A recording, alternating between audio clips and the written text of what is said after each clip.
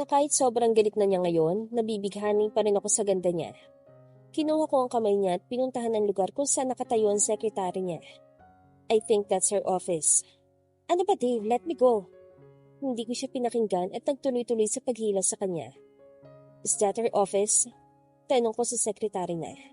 Yes sir. Agad ko itong binuksan at pumasok kaming dalawa. There, kami lang dalawa.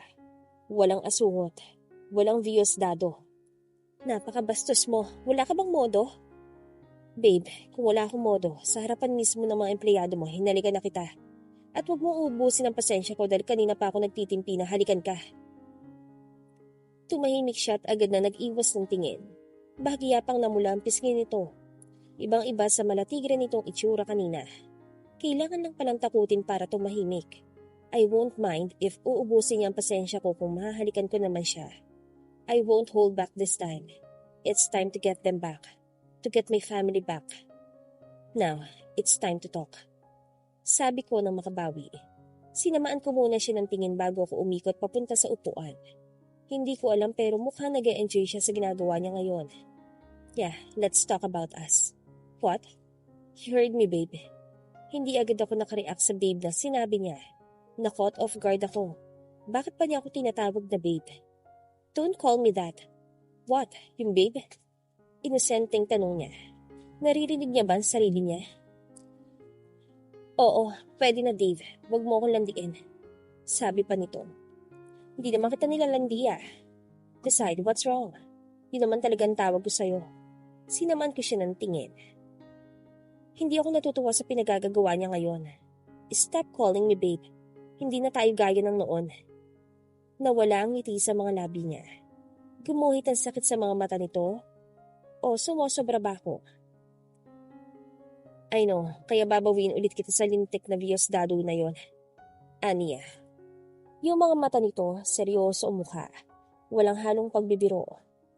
Kung nandito ka para busitin ako, mabuti pang umalis ka na. Sabi ko, no, I will listen now. Let's proceed sa business, babe. Hindi ko na lang siya pinansin at inumpisa na meeting na dapat kanina pa nagsimula. Hindi naman nagtagal, natapos din namin ng lahat.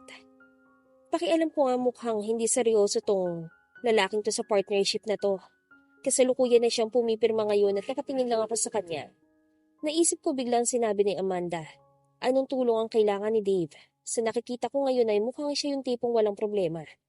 Tatanungin ko ba? Anong sasabihin ko? Na kumusta na? Balita ko may problema ka daw. Ang casual naman. Anong problema, Dave? May gumugulo ba sa'yo? Pero ang pangit ang delivery. Ano ba dapat? Bakit? Nagulat ako sa biglaang tanong niya. Anong bakit? Tanong ko. Bakit ka nakatingin sa akin? Ako? Nakatingin? Hindi naman. Pagtanggi ko. Ayos lang babe na tignan mo ko ng paulit-ulit. Mas mabuti nga na bumalik na kayo ng anak natin sa akin. Aniya sa mahinang boses. Ano? Anong sinabi mo? Kunwari hindi ko narinig. Wala. Sabi ko ang ganda mo. Dave, wag mo kong landiin ah. Ayoko maging kabit mo. Sabi ko dito. Baka nakakalimutan mo na kahit kailan hindi ka ang magiging kabit ko kung sakali man. Aniya sa seryosong boses. Nag-iwas ako ng tingin dahil sa nakakailang na titig niya. Kumusta na anak natin? Tanong niya. Nandun ang lungkot at pangungulila sa mga mata. Ayos lang naman siya, sagot ko. Maaari ko ba siya makita? Tanong niya. Tila nasusumamo ang mga mata. Alam ko hindi ako naging mabuting ama sa kanya pero miss na miss ko ng anak natin Zelaya. Sandali ko lang siya nakasama at kinuha na naman pabalik sa akin ng anak ko. Kung hindi ko nakausap si Amanda siguro sasabihin kong hindi. Hindi ako papayag. Pero after that talk, medyo lumilinaw na sa akin ang lahat. Hindi ko pa man nabubuo ang puzzle. May ideya na ako sa kung anong unang katotohanang nabuo. Malinaw na sa akin na pinapaikot kaming lahat ni Lashnia. Yes, gusto ko na rin niya makita. Ang saya na nadarama niya ay nakikita ko sa mga mata niya. Ano nga talaga nangyari kay Dave at nagawa mo ang lahat ng yon? Gusto ko malaman lahat, lahat-lahat. May bagong branch itatayo ang company namin kasama of course ang company ni Dave. It's a big project so we're working on it together.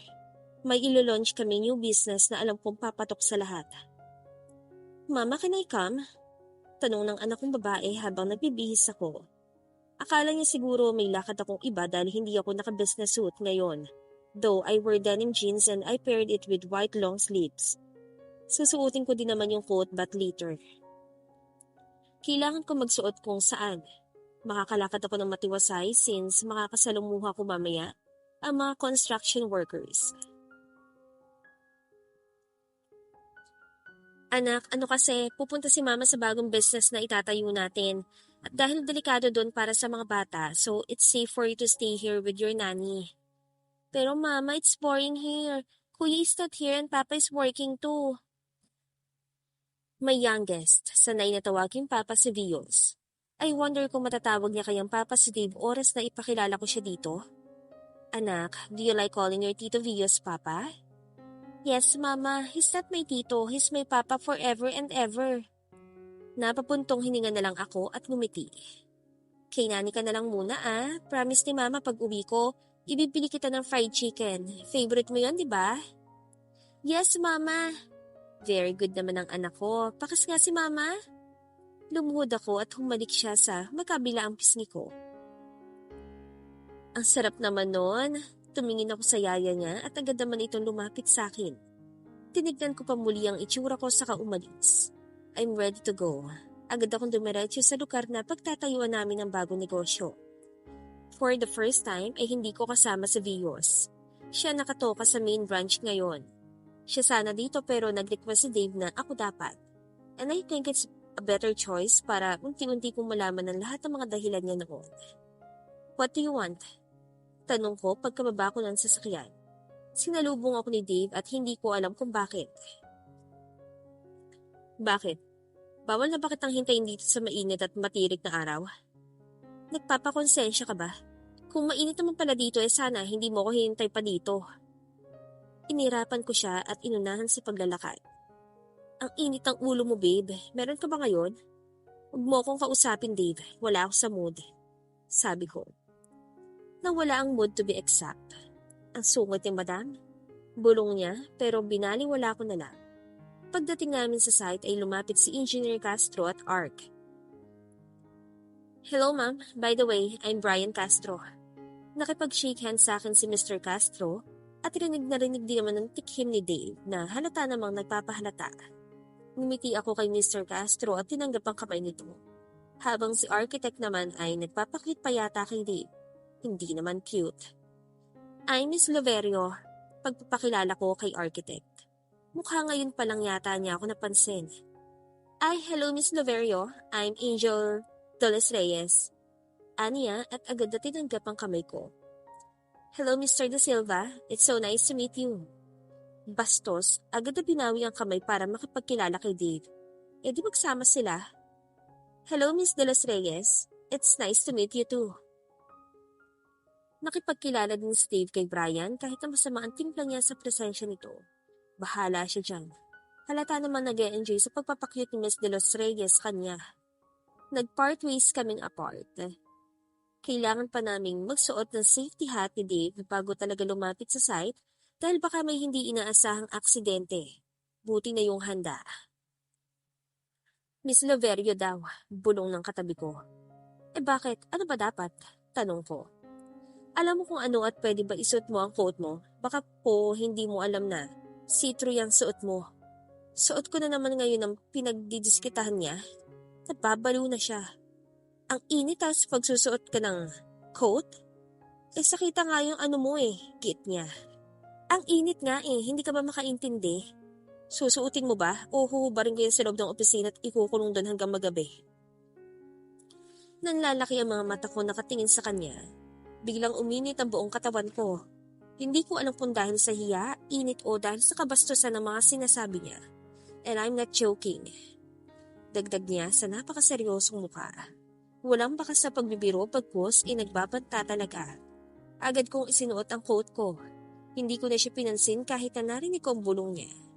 Susuotin rin naman pala, kailangan pantakutin. Nakakainis ka talaga, Dave.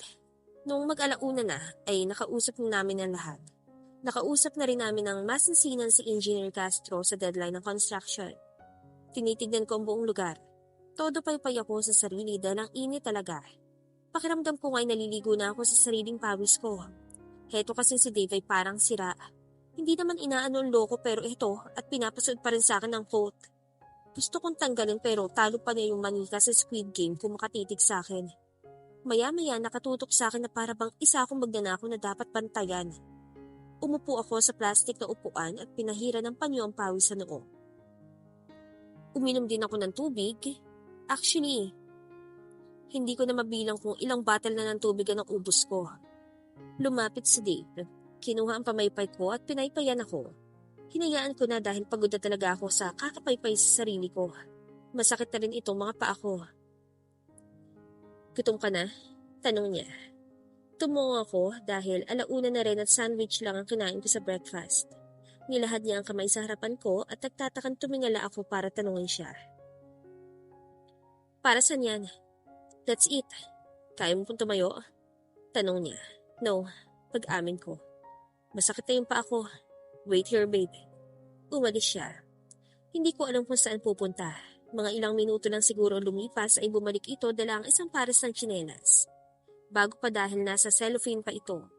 Lumuhod siya at biglang hinawakan ng paa ko kaya nataranta ako. Ako na dyan. Let me do this, babe, please. Pinabayaan ko na lang na makita ang pagsusumamo sa mga mata niya. Kinagat ko ang labi ko dahil bumalik lang sa alaala ko ang panahong nagpapanggap akong naninilbihan sa kanila. Nang matanggal ang dalawang pares ng istileto ko, ay isinuot niya agad ang dalawang tsinelas. So comfy. Tayo ka na para makakain na tayo, Anya. Hindi na ako humindi pa at sumama sa kanya.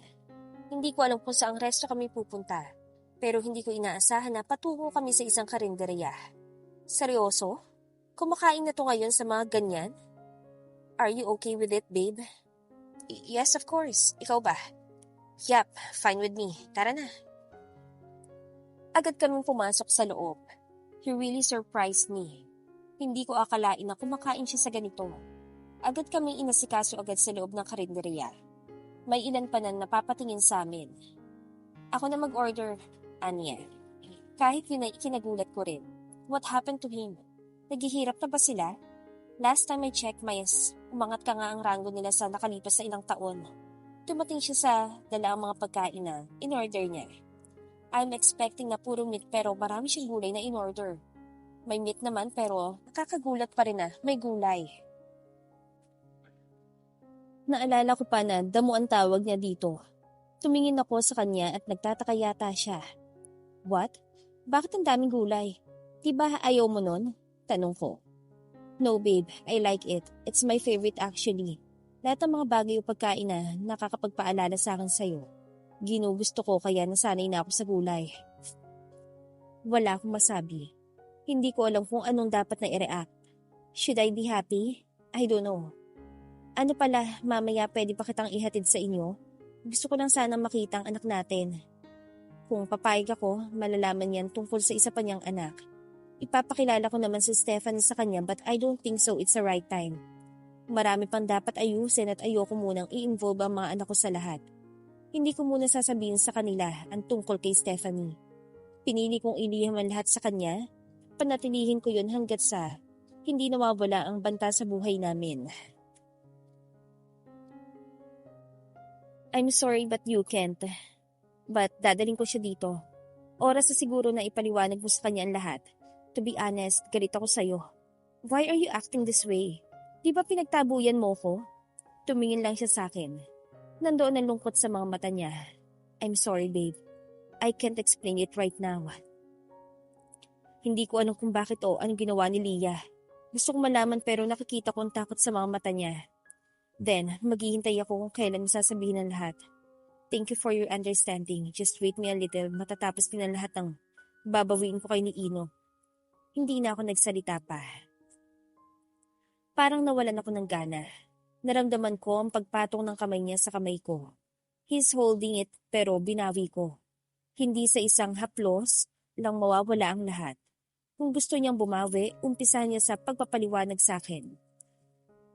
By the way, nag-email sa'yo yung anak mo at nireplyan mo lang ng mga masasakit na salita.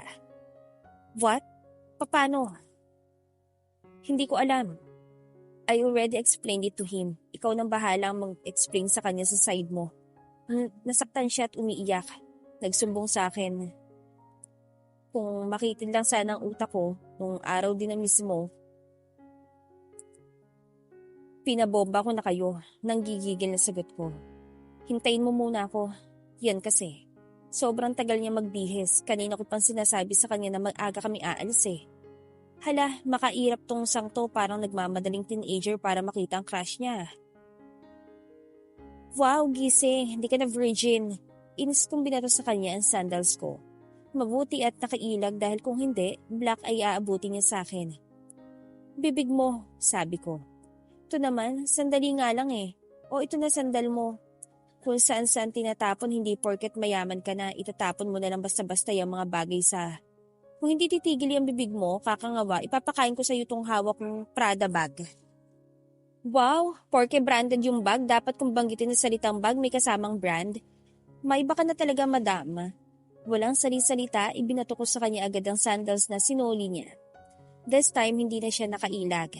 Yan, napala mo bagay sa'yo. Inirapan ko siya at pumasok sa kotse ko. Naghintay ako ng 2 minuto sa loob bago siya nakasunod. Miss, kumatok ang loko sa bintana. O ano na naman bang problema mo, Diosdado? Umisod ka. Ikaw magmaneho, tinatamad ako. Ang sarap talagang ingudgud nguso nito sa inodoro. Kakabwisit.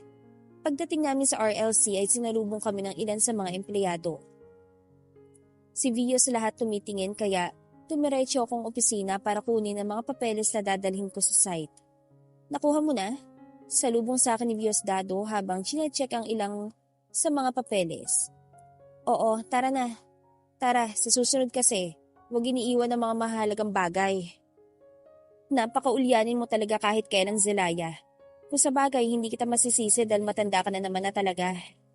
Ikaw ba yung bunganga mo hindi mo maitikom? Kanina ka pa sa akin ah. Kanina pa rin kita gustong durugin.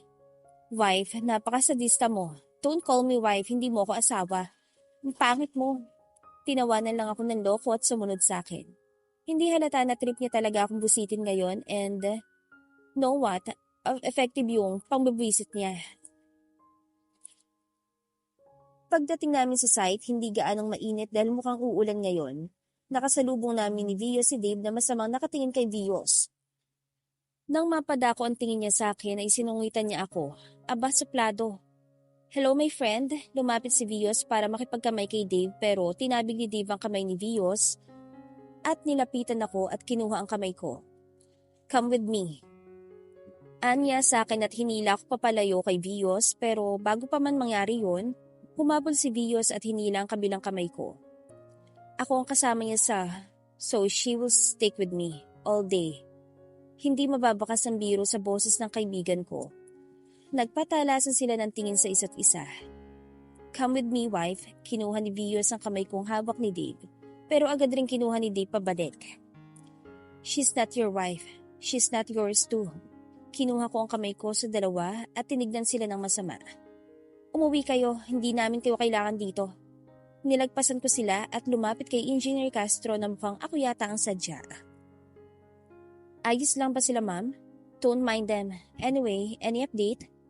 Yes, come. Ipapakita ko sa iyo yung minor na papalitan namin sa original na plano. Give me your insights about this. Titingnan ko pa muli ang dalawa at ganoon pa rin sila sa sitwasyon nila kanina. Wala na silang pag-asa. Bahala sila dyan. Noong nag-lunch na kasabay ko kumain, si Brian at ilan sa mga construction workers sa site. Tumabi sa kaliwa ko si Vios at sa kanan si Dave. Kung mag-aaway lang kayo, umalis kayo sa gilid ko pakiusap. Hindi sila umimik kaya nagpatuloy ako sa pagkain. Kasalukuyan kaming kumakain nang biglang dumating si Angel de los Reyes. Nako, kumakain na pala kayo. Tamang-tama may dala akong afritada dito. Uy, Ma'am Architect, salamat, sabi ng isa sa mga empleyado dito. O, kumuha kayo, huwag kayong mahiya. Ikaw ma'am, afritada po. Alok niya sa akin, ngumiti lang ako bilang sagot. Ay teka, bibigyan ko muna si Mr. De Silva. Hindi pwedeng hindi niyo matikman tong afritada ko. Nasamid ako bigla. Agad na nagmadali silang abutan ako ng tubig. Sabay na namang nag-alok si Vios at Dave. Kung may tatanggapin ako sa alok nila, tiyak na magmimitian na naman yun ang bangayan kaya wag na lang. Kinuha ko ang mineral water na inabot ni Brian at nagpasalamat. Nakadining lang noon nasamid agad. Bulong ni Vios kaya siniko ko sa ilalim ng mesa. Napakaano talaga na lalaking to. Ang sarap dukutin ng mata at itape ang labi nang wala nang makita't masabi. Lahat ng minamasama. Na maghapon na ay nalapitan ko kung sabay ba kaming uuwi ni Vios. Nakita ko siya na may katawag at hindi pa ako napapansin kaya nalapitan ko siya. Bantayan niyo siya please, she's important to me. Baka kung anong gagawin niya sa sarili niya. Dinig ko. Sinong siyang tinutukoy niya? Vios? Nagulat siya. Halata sa mukha niya ang pagkagulat at takot nang tawagin ko siya. Bakit? May nangyari ba? Ayos ka lang ba? Sino yon? Nagtatakang tanong ko. Wala yon. Ayos lang ako. Kanina ka pa dyan? Ay hindi, ngayon lang. Itatanong ko lang sana kung sasabay ka pa sa akin mamaya sa pag-uwi o may iba pang lakad. May pupuntahan pa ako baka mauna na ako sa'yo ngayon, Anya. Urgent ba? Oo, Anya, halatang hindi mapakali. Baka importante ka ang lakad niya. Sige na, baka mahuli ka pa sa lakad mo. Sabi ko dito. Humalik siya sa pisngi ko at nagmamadaling umalis. Sinundan ko siya ng tingin hanggang sa mawala ito sa paningin ko. Nang ibalik ko ang paningin ko sa daan ay nakita ko si Dave na malungkot na nakatingin sa akin. Lumapit siya ng dahan-dahan. Nang huminto siya sa harapan ko, kinuha niya ang panyo niya at pinahira ng pusiko na hinahalikan ni Vios na para mang may germs na nakadikit dito. Gusto kong lumayo pero may magnet yata ang mga paa ko sa lupa. Hindi ko may galaw lalo na't ang mga mata niya ay kasing lungkot katulad sa mga ulap na